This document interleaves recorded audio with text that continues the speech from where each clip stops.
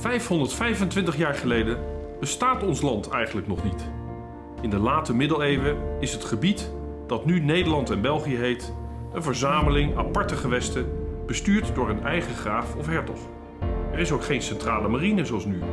Kooplieden en bestuurders van de verschillende havensteden regelen zelf de bescherming van hun vissers en koopvaarders tegen kapers en piraten.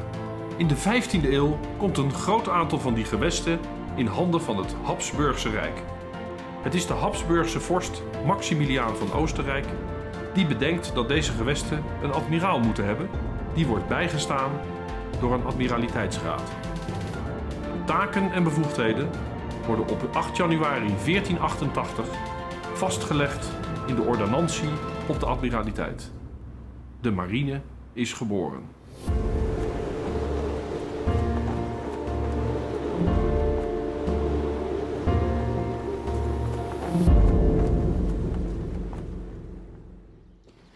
In de loop van de 16e eeuw ontstaan uiteindelijk meerdere admiraliteiten.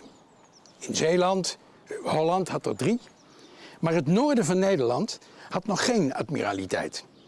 En daar moest, volgens de Friese afvaardiging in de Staten-Generaal, nou maar eens een einde aan komen.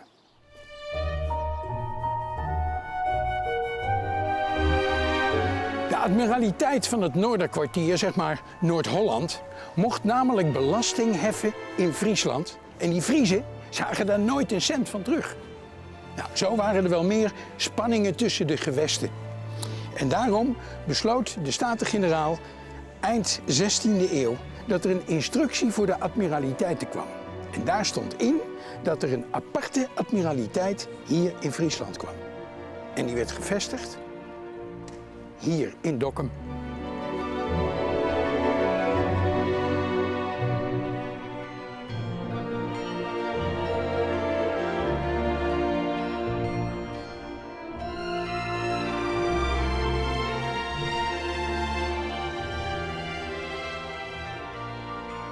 In 1618 werd hier de admiraliteit gevestigd, het Admiraliteitshuis. Nu het Stedelijk Museum van Dokkum. Ja, je vraagt je af waarom er destijds voor Dokkum werd gekozen als admiraliteitsstad. Maar dat had weer te maken met nauwe banden met de stad Groningen.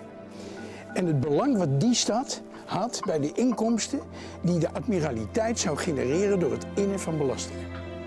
Bovendien lag Dokkum natuurlijk heel gunstig, zeg maar tussen Leeuwarden en Groningen in.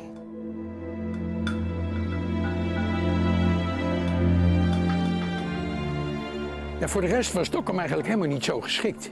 Via dit Dokkumerdiep hadden ze een open verbinding met de zee. Maar ja, het water dreigde steeds te verzanden.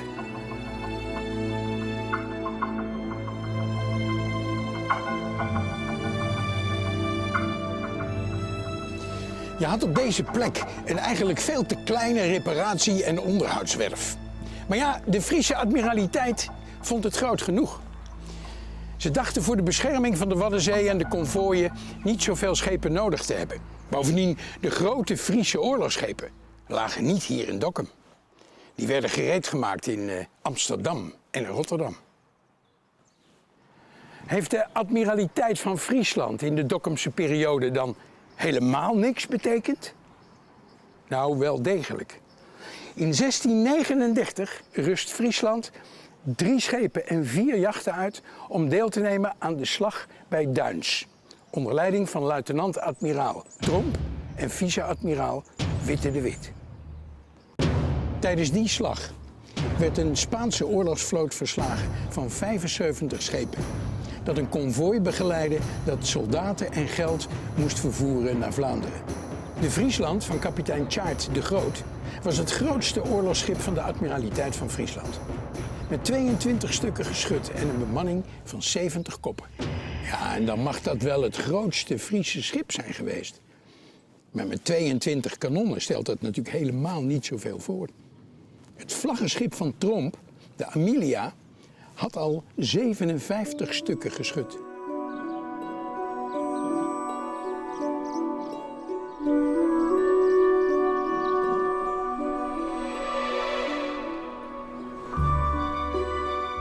Net Net als in andere admiraliteitssteden werd ook hier recht gesproken en gestraft door de admiraliteit.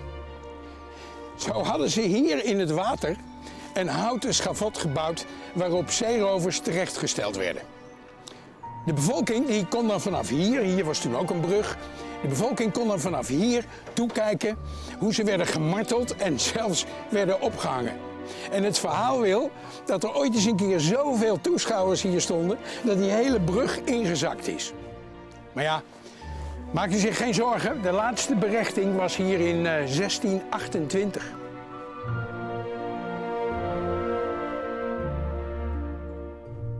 Maar vanaf het moment dat Dokkum werd gekozen, was daar al enige oneenigheid over. De stad had een te kleine werf, te kleine magazijnen, de open verbinding naar de zee door het Dokkumerdiep had last van verzanding. Dus werd er al in 1603 een voorstel gedaan om de admiraliteit van Friesland te verplaatsen naar Harlingen.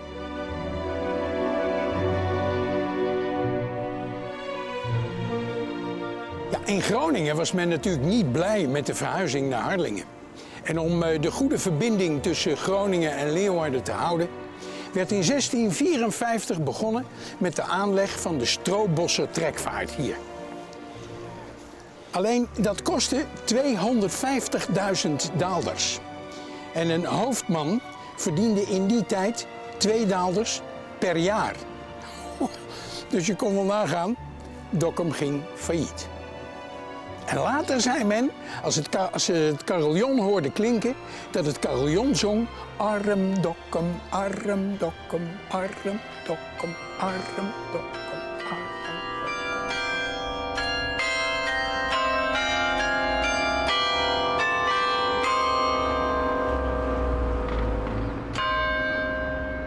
En toen in 1729 de open verbinding met de Waddenzee ook nog eens werd afgesloten door sluizen, ja, toen was het gebeurd met Dokkum als stad van de zee.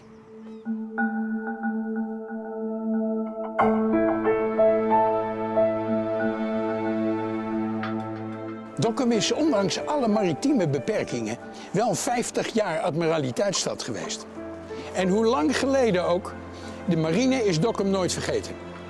In de jaren 50 nam de Koninklijke Marine 18 mijnenvegers in gebruik van de Dokkum-klasse, waarvan de eerste gedoopt werd als de Hare Majesteit Dokkum.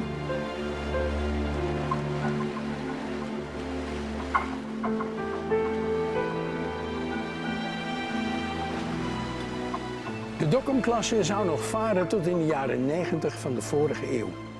En ook dit jubileumjaar wil de Koninklijke Marine vieren met deze prachtige stad Dokkum.